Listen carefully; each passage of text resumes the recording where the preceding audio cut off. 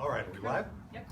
All right, welcome to the Facebook Live audience, to business growth networkers and those in the room here. Today we have an awesome opportunity. Our speaker today, Debra Austin, is a business coach. She brings a broad range of knowledge and skills from her previous work. She's worked with Fortune 200 companies. She has an MBA from SMU.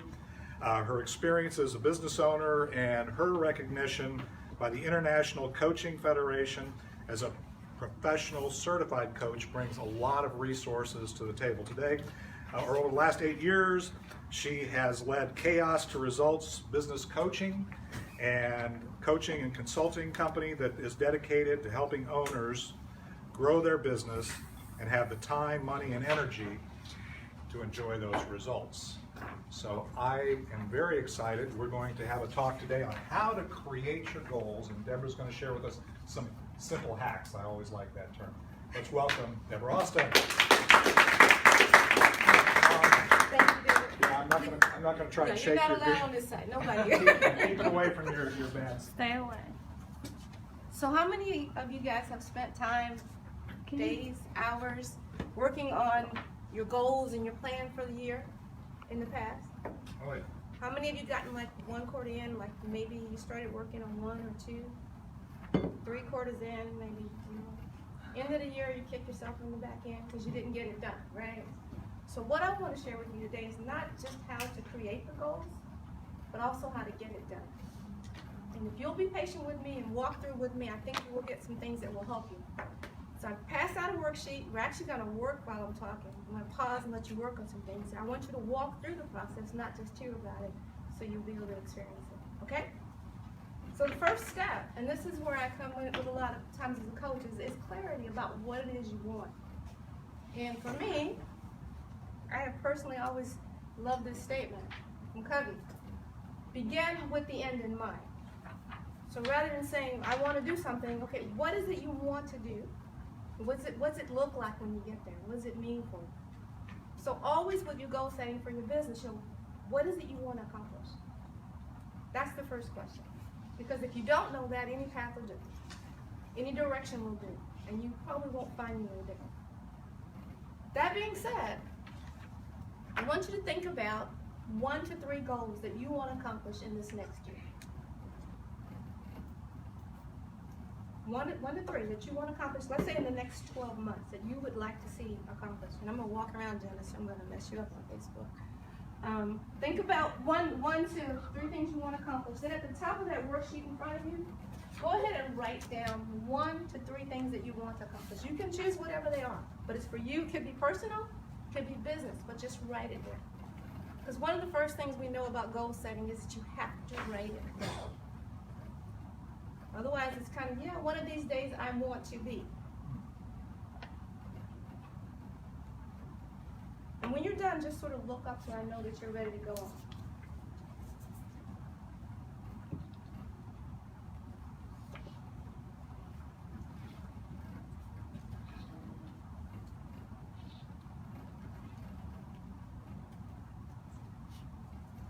So does everybody have at least 1 goal written down?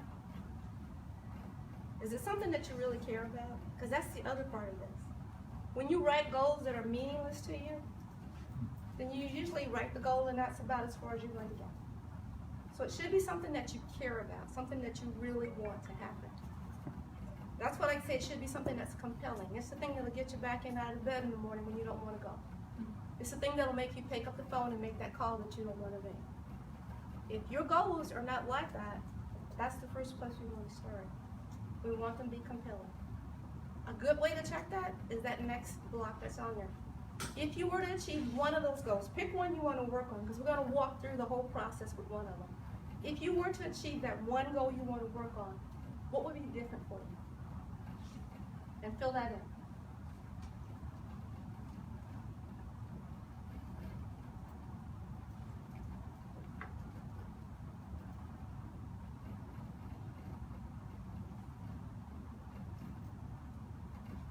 If the answer is nothing, you need to revamp that goal and make sure something you really want. It may be things like more personal freedom, more income, You could finance something or you pay for something that's important to you, like your kid's education. You know, you could take that vacation. You wouldn't have to worry about if you can make bills at the end of the month. Whatever that is for you, but it should be something that you care about. The second thing about that goal, it should be something that's a bit of a stretch. Because if it's very easy, we're a lot less motivated to do it. What does that mean? Think of something that's really simple for you to do that you can do in 1 day or 1 hour. We tend to do like this, well, I can do that tomorrow. I can do it the day afterwards. It won't take me that long. So a bit of a stretch, but not something that you can't attain. All that being said, you have a goal that you're looking at. You thought about what it means to you. Hopefully there's an emotional connection to what that is, you know, because that's the one that will get you motivated. Now I want you to do something which is really simple, but people get really afraid when you say it. Let's make the goal smart. What do I mean? I want you to be very specific about what it is. So when you've accomplished it, you know that you've accomplished it. There's no nebulous thing to it. There's nothing fuzzy. I want you to make sure that it's something that's measurable. So if it's dollars, put the dollars. If it's a business account, put the accounts. If it's number of visits, put that down there, because you want to have something you can measure against so you can measure your progress, right? The other thing on here, it says agreed, but a lot of times I like to think of it as being attainable. Is it something that you can actually get to? When you're working with a group of people, you want to make sure everybody's on the same page, so it's more agreed. But as an individual, is it something that you can actually attain? Now, don't want to rain on any parades yet, but if you have 0 revenue this year, the chances of you having 10 billion next year are probably not so good. So bring it down to a number that you feel might be a little bit more realistic. It can be a stretch, but a little more realistic for you. And that's where the R comes in. The last one, and this is the one that lights the fire, it has to be time bound. Meaning there has to be a deadline, there has to be an end. Otherwise, if I tell you that, you know, I want to have 20 new clients. So I'm specific, I want 20 new clients, it's measurable. Now, if I don't have a deadline, I'll start on it next week, next month, next year. If I want to have 20 new clients by the end of next month, what do I need to do to get there? There's a little bit sense of urgency, and that's what we need to get moving on. All right, so take your goal that you've chosen to work on and make it smart. Take a minute and do that.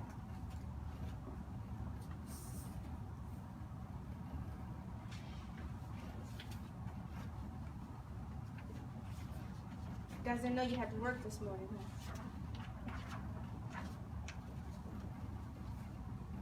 Make them work for it.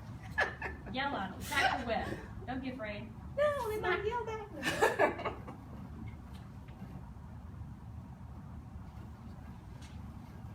How you guys feeling? Is it easy to do that? Is it easy to make it smart, realistic, put a time measurement on it that's real?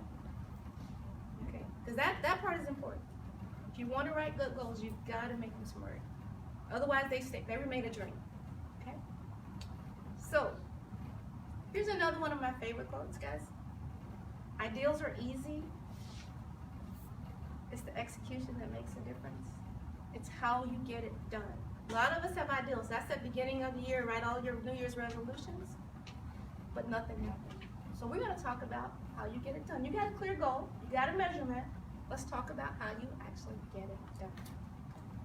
The first part is look at that goal, what you said you wanted, when you want it, and say, what do I need to get there? What do I need to do to make this happen? And one of my favorite ways to do it is brainstorming. Now, if you're brainstorming by yourself, it's a little interesting. But there's a cool way to do it. How many have heard of mind mapping? Yeah. So what you do is you just start off with a blank sheet of paper. And what you're going to do is look at what's your main ideal, and then you're going to add some things to it. You're going to think about everything, every way you can think of to get it. So if your goal were to make, you know, another 100,000, make 100,000 within the next year in revenue, you put that in the center. And then you just want to put everything you can think of that would help you get there. And there's no filtering. Don't try to like go step 1, step 2. We don't want that. We want you to be really creative, because when you try to sequence it, you stop being as creative. So let me show you what it looks like. You got a blank sheet of paper in front of you. Don't do yours yet, though. I'm going to walk you through one. I want to do 100K in sales by 12/31. That is my goal. Specific, measurable, attainable, time bound. Right? So how could I do it? Let me think. Well, referrals are always good. They tend to close faster. Better than that, I have referrals. I have some centers of influence I can talk to and get their referrals, which are even better than just referrals. So I got client referrals, centers of influence. What else might I do? Well, I guess if I had more client appointments or meetings, I might be able to do things with them, like cross-sell them on something else that they aren't using yet, right? Or upsell. So I have a client that's in one program, maybe I want to talk about doing another one or adding it on, or adding some more benefits to something that they already have. I might also do a seminar, because that's a good way to get in front of a lot of people and maybe see if they're interested in what I'm doing, and if we can make a connection so that we can work together. Seminars are really good for that, because a lot of times if you're the speaker, people automatically assume you know what you're talking about. That may not be true, no, but it's a great way to get in front of people and establish some credibility up front. The other one is social media. I can maybe do some really good posts on my social media and be consistent about it and drive people to my website so they can learn more about me and maybe get some appointments that way. I can do pay-per-click. That's a little less budget friendly, but it works. It gets people to your site, gets them to click on you. I can do some advertising, maybe in a local newspaper, maybe in a business journal if I'm looking for business clients, or even do some sponsorship type things. I can host an event where I bring people in and they can network and meet each other so we can connect up. I could run a contest. If you sign up for this in the next 2 months, then you'll get this, or you'll be able to win a raffle for something else. All of these are things that will get me in front of people. I can do cold calling. That one usually has the least benefit if you have any relationships you can work with first. So I want to go with the warm stuff, but I'm not filtering it. I'm just putting them all up there. I can maybe do some rebranding. Maybe my branding isn't clear. So all of these are things that I could just randomly put down there. And the whole idea is stop thinking and just write. Write down little things and circle them. So my goal is sitting square in the middle, but all these things around them are ideals, right? This is the beginning of execution. The second step to this is to go back and say, what's the one thing that if I did would help me move closest to that number? And you want to do this with the idea of I want the minimal amount of things I need to do to get to the number that I want to get to. So you might look at it like this. Well, referrals are usually good because I've got some credibility already. I'm a lot more likely to close those. So I think that would be a really good one. If I just did referrals, would I get to my 100K? Probably not. But that's a good one. I don't want to toss that one. What about if I work with my centers of influence and maybe we did some things together, as well as getting referrals from them? Okay, that'll get me some more appointments, more possibilities. What about if I did a seminar? I'm in front of more people. They'll have a chance to see who I am, how I might help them. I can learn more about them and maybe have a follow-up appointment. And maybe I can just have some appointments with clients. I can ask for referrals. I can do that upsell and cross-sell that we talked about. I think if I did all 4 of those, which is a lot, I could probably hit that goal by the end of the year. Your ideal is to end up with as few of these as you can to get to where you want to go. Why do you think I'm saying this few? Why is that important to be really, really functional about this? Specific. Time and focus. You know, if this whole room, you got to talk to everybody in, it's hard. It's 2 people I need to meet for sure, I can make that happen, right? It's about being focused. And all of this about execution is about being focused and consistent. So I want a few things that I can focus on and do very well that will deliver results. Make sense? Yep. So go back to yours, do a mind map for your goal, put it square in the middle, just like that, and put some ideals of how you can get there.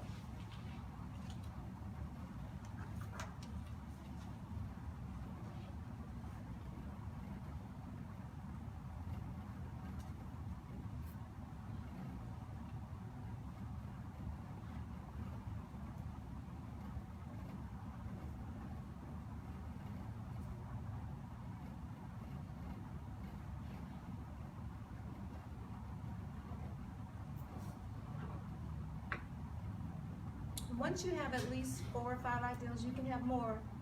Circle the one you think is the most important thing. Not all of them, just one. The one you think that will give you the most leverage towards hitting your goal. But first, before you do that, put down as many as come to your head. Whatever you can think of, even if it sounds crazy. You know? Put it down there. Because you never know, you may be able to harvest something from it.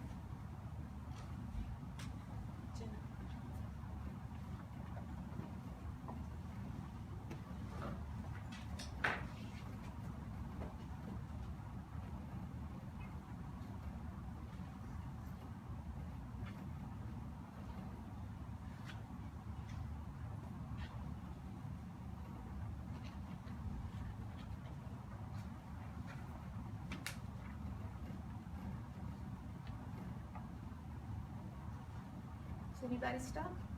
Everybody okay?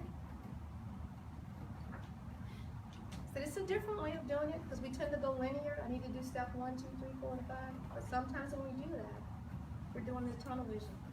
This helps you to kind of get out of your own way and be a little more creative. Now the process again is to go back after you've done the whole math and say, what's if I just did one thing, what would move me closer? Okay, so that gets me closer but not there. What if I added another one? And you want to make that iterative, but the ideal is if you end up with 10 of them, that's too many. Go back and say, what are a few key things I can focus on to get there?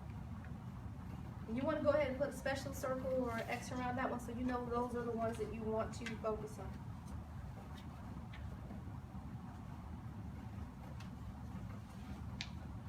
Is everybody good so far? You got a goal you're working on? You got some ideas? Yeah?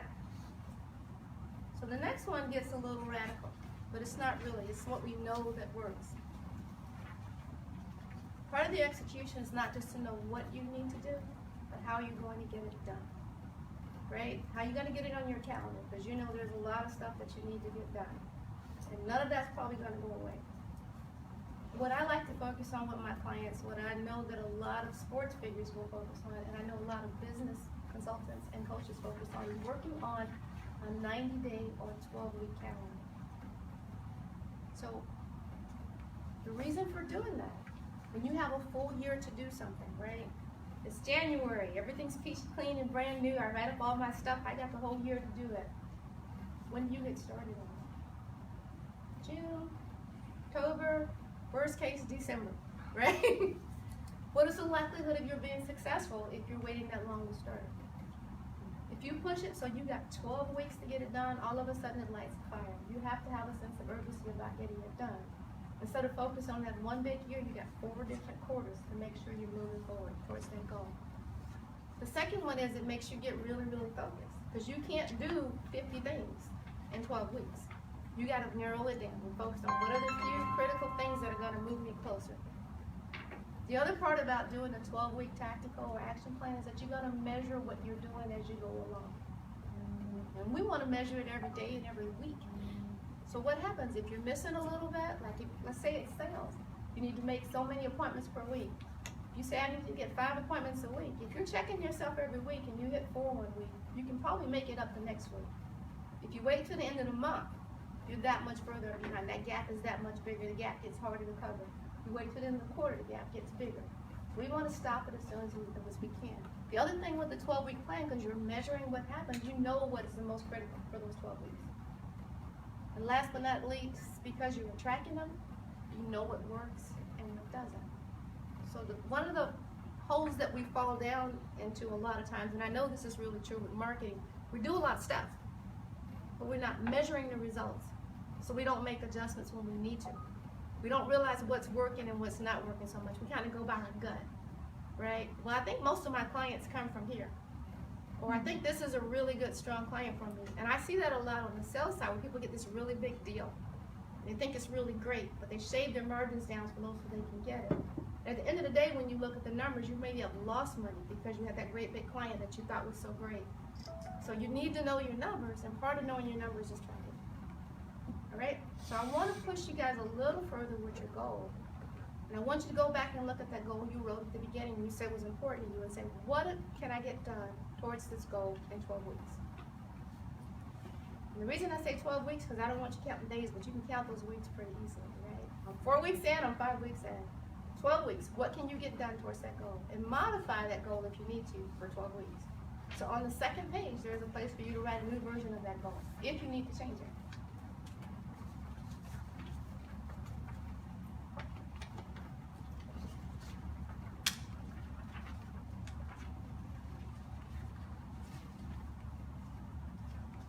So let's say that I had 100,000 out there for that sales goal, and now I'm going to say, okay, in this first quarter, I'm not planning on going on vacation. I'm not doing anything major that should take me away. So I think I can probably do 30,000. So that would be my 12-week goal. If you know you're going to be out of the office for 3 weeks, then you don't just cut it in 4. It doesn't work that way. Look at your calendar and see what else is coming up, and make accommodations for that. If you know your business is seasonal and you do most of your business in the summer, then that's when you want to load the bigger number up. You don't load it up at the beginning of the year. Does that make sense? So apply that filter so it's more realistic for you.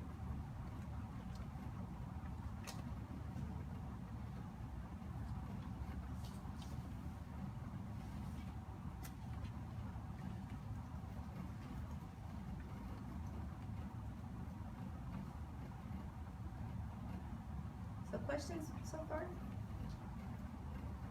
Concerns? Anybody get upset about cutting it back to 12 weeks? Some people get real nervous about that. Okay? Just gotta take a piece of it.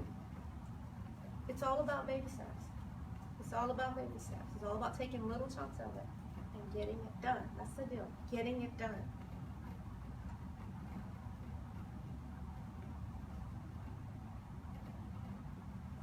Great. So you've written your goal. So now you have a 12-week number, measurement, right, and a time frame. You want to go back and look at those tactics that you circled and said, these are the ones that I want to use. And you want to take those and transfer them to the middle of that second page. What's the tactic? How are you going to measure it? When will you start and when will you end? Here, I say make those tactics SMART as well. Specific, measurable, realistic, time-bound. That's why you have a start and end date. Start it with a verb because it's something you're going to do. Again, with the sales thing, I mentioned that I'm going to have, one of my tactics was to have more client appointments, right? So I put on there, have 5 client appointments per week. That's doable. So take your tactic, transfer it to that middle sheet, put the measurement, because we want to be able to measure it. I'll start and end date for the next 12 weeks.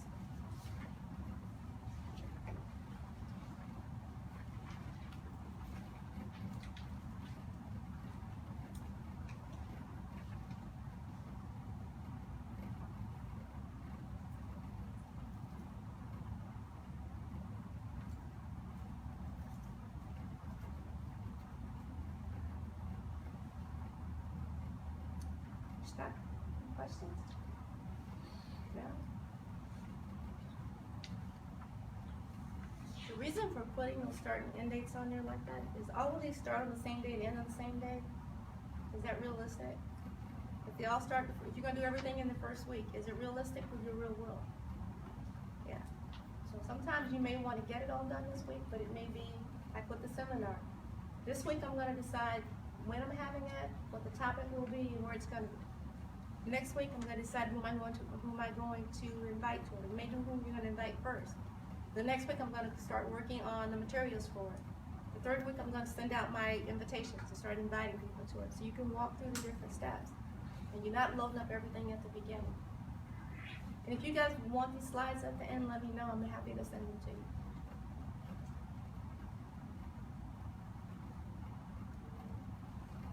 So now you got this goal. You got a time frame, you got some tactics to get to, right? Now here's the reality factor, right? Here's where it really kind of kicks in for you. That's all good and well. And you put your time frame out there and it looks good. But there's still things that have to go on to drill it down a little bit further. So the next part is to take the stuff that you've written, those tactics that you've written down. So these were the ones I identified. And now I'm going to drill them down a little bit further. How am I measuring this? The number of meetings, put that on there, start and end date. I'm meeting with 2 COIs, start and end date. But to make that really happen, I have to get very specific about what I'm doing. And then that means that every week, I can look and see how many meetings did I have? How many referrals did I get? Did I hold the event this quarter? Did I do whatever I needed to do for it? And then, did I meet with 3 clients each week? When it comes to sales, and marketing, making those calls, this is the best thing you can do for yourself. Because guess what? You can't make the sale happen until people are ready to buy. But can you put the activities in place that will get you there? Yeah. You can measure what works and what doesn't work. Do more of the stuff that works versus stuff that's not working for you. So if you're struggling with your sales, start with putting some metrics out there of activities that you can do. And make sure you're doing it. Because what happens, just like marketing, we work really hard, we get a client, we stop marketing. We work really hard, and this is what your income does. It goes right along with you. Sales. Go out, work really hard to get a client. Work really hard, get a client. But you keep stopping. If you maintain a presence consistently, then that revenue will actually level out too. Okay? Make sense? So here's the next challenge. The art of progress is to preserve order mid-change and preserve change in mid-order. All right? What I'm talking about is bringing in the new stuff, but making it coexist with what you already have. You have appointments, you have commitments, you have families, you have jobs, you have work that you already have out there. How do you put them together so you can get this done? Because the plan looks really good until you look at your week and you don't have an hour left, right? And that's about getting the stuff from the dream to the paper to your calendar. Because until it hits the calendar, it doesn't happen, at least for most of us.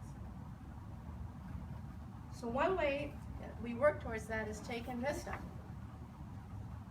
and pushing it further. What is it I need to do? Put blocks of time on my calendar for me to do it. So when people say, well, hey, Debra, can you come over for coffee? I got a block of time that says I'm on the phone making calls. Can't do it. But if I don't put that time on the calendar, I think it's available. You look at your calendar, it's like, oh, yeah, I got nothing on there, but you got all of the stuff that needs to be done that you haven't put on the calendar. Again, as a coach, a lot of times, this is one of the biggest things I work on with my clients, owning that calendar. Because time you don't get any more of. You may get more money, but you're not getting any more time. So how are you going to use it? So this is what I did. I took the same stuff we started with and brought it right through. These are some of the action items. So here's a good, just sort of look back at what we covered. The biggest thing is to start with SMART goals, time measured. You know, you got they're specific, they're measurable, you got time bound, compelling. I actually care about whether or not this gets done. And it's a stretch. It's not an easy one. Because if you could do it in 1 hour, you get it done, right? The second part of that is identify the right tactics. So we can do a lot of things. A lot of us, we do a lot of things. Chicken with the head cut off, running around in circles. Pick a few that you can execute well and get the results you want. Pick a few. You can be focused, you can be specific, you can measure them. Are you doing them? So when you try to do several things at one time, again, this marketing is a really good example. A lot of people will do marketing for a month and we change to something else, We're not measuring the results. We don't know if it's working, and we're not giving it enough time to work anyway. So be specific. Put a time frame around. I'm going to do this for 3 months. Do this for a month. I'm looking at it as I go along. But measure what you're doing. Make sure it's the right tactics. Create a 12-week action plan. Don't plan for a year. Or you start with the year and then break it down to the 12 weeks. Keep doing that. Every 12 weeks, you want to re-up it. So like the 11th week, you're talking about what the next 12-week plan looks like. Better than that, what really, really works well is every day you got a list of what's critical for you to complete that day, maybe 1 or 2 things that helps you towards your long-term goal. You got all the other stuff you're doing, you're networking, you're returning your phone calls, you're sending emails. But what's the 1 or 2 things you need to do every single day to help you move down? I was just thinking, because I've spent my whole life in corporate, we do things in yearly things, and we always break them down. So could a create a 12-week action plan is to create a 12-month higher level plan to see where this fits in, and will success here get you closer to your year-end goal or not? The way I actually work with my clients is we create a 3 to 5 year vision. Okay. We back it into 3-year goals, 2-year goals, 1-year goal. We take that 1-year goal and say, what do we do this first quarter? Got it. Okay, This I'm first, with you. so it's working your way backwards. Yep. Part of the compelling is, I know that if I do this, if I can grow this in Right. 2 years, I will be here. So the number 3 is never just a standalone, it's part of the whole vision. Yep. Got it, thank you. But it's the focus about what are the actions. Yep. Because when you write those goals, you got a nice big strategy. This is what I'm going to do. Now, what are you actually physically going to do? Right. And this drills it down to the week, to the day. So you can check these boxes. So at the end of that week, you're making progress. The big thing about having a vision out there is that you know that when you make progress on these things, you're making progress towards that vision. That's the part that keeps it going. Good, thank you. Yeah, so it's not in isolation. But take those goals and push them down to that level so you're looking at the 12 weeks. And I like looking at a week and a month. So you can look at every week. And if you look at every week, you reflect every single week, you look at what you've done, what worked, what didn't work, what you need to do differently. If you do that every single week and do nothing else that we talked about, your business will be better. A lot of us are running so fast we never stop to learn from what we just did. What went well? What didn't go so well? What do I need to do differently? Do it on a regular basis. You'll be amazed at what comes from it. Okay. The fourth one is to have an accountability partner. Now, that doesn't mean you have to go hire a coach, but it does mean it has to be somebody that you share what you're doing with, and they can check you with it. It can be a good person who thinks like you or maybe doesn't think like you, but what you don't want is a person who's your best friend and say, oh yeah, don't worry about it. Just because you didn't get it done this week, it's not done for you. You'll be okay. It's the best friend that says, yeah, you didn't get it done this week and last week, what are you gonna do? You want somebody to help you stick with it. Not, as they say, in an enabler, but somebody who's really going to help you do it. It can be another business owner. You guys can help each other. But that part is really important because making those goals public makes them more real. And if you do it in a small group of people that you care about, you don't want to show up and not have your stuff done. Okay? That's important. So what you guys do, Jenna, Dave, what you guys are doing on that weekly basis, people show up, that you get your stuff done. You know? It helps you get there. And it helps you on the bad week when stuff's not going right. Because those will happen. Days will happen. The last one, and this is just as important, you want to measure what you're doing. You want to learn from it. Is it working? Is it not? What do I need to change? You want to adjust if you make adjustments, but also spend the time reflecting. What do I know now that I didn't know then? How can I use that going forward? Questions? Yes, sir. Yeah, you triggered me on number 5 is, so when we've got this first goal, when we do number 5, it's going to help us select the next series of goals for us to do. We're going to be smarter in terms of the process. We're going to know what works best, what doesn't work so well. If you take the time to do that reflection. If you just run it straight ahead, you won't. Yep. You won't. Got it. And honestly, within a 12-week period, I like to say have no more than 3 real goals. Because everything else is still happening, guys. This has to fall inside of all of that. The world will not stop and say, go work on your goals for the next 12 weeks. That doesn't happen. Yes, sir. So if you don't achieve goal in first 12 weeks, do you reduce your goal or you increase your activity? Which way? You start off by what did I learn?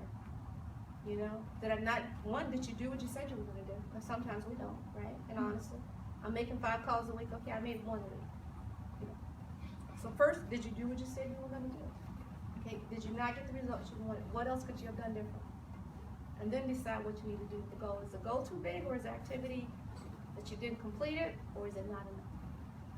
And that's why you want to relook at it every 12 weeks. Like I said, I like to look at it every week actually. Because if you're getting behind after the first, second, third week, you know you need to change something already. Maybe change you, or maybe change your attitude. Sometimes it's you. Most of the time it is you, right? But sometimes it's what you're doing as well. So yeah, you may adjust the goal, but you also may adjust the activity. Or with networking, you may think this is the place to be, this group, not this group. You know, you come here and you realize because you're measuring what you're doing, that over here is where you're getting clients. So maybe you spend more time over there less time. She's lying here. and with No, she's networking, right though. She is right. but you have to look at it. If you don't look at it, you just keep going. And sometimes we get really comfortable in the place, so we don't change, right? But then, you know, be honest with yourself and say, hey, this is where I go because I have friends and I like them. This is where I go when I want to get busy. And that's okay. All right? So I'm going to wrap up. If you guys have questions, please feel free to ask me. If you want another copy of the worksheet, let me know. I want to offer too, if you want slides, if you take a heart, stick on the back, just put an S. I'll send you the slides. I'm not going to put you on any list unless you ask me to. I also have an ebook on how to create a 12-week plan if you're not sure how to do that. And I'm happy to send you that as well. So if you put an E on the back of your card, I'll send you that. I occasionally will do workshops and offer group programs or individual programs. If you want to know about it, put a U. I'll put you on the list. I don't spam. I don't send you something every week. I promise you. I don't have that much fun with that. With that, I will say thank you so much. I hope you learned something that you can use.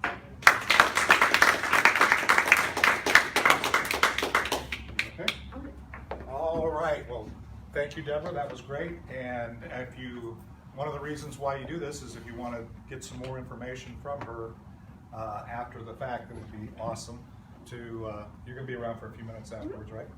Okay. And so we do that. Now, the last part of the discussion here of the meeting is, I believe it's important, and I think, you know, your overall life is important for giving, growing, and then also being grateful. So that if you have those three things, then you essentially are leading a happy life. So as a networking group, we want to end kind of the discussion here.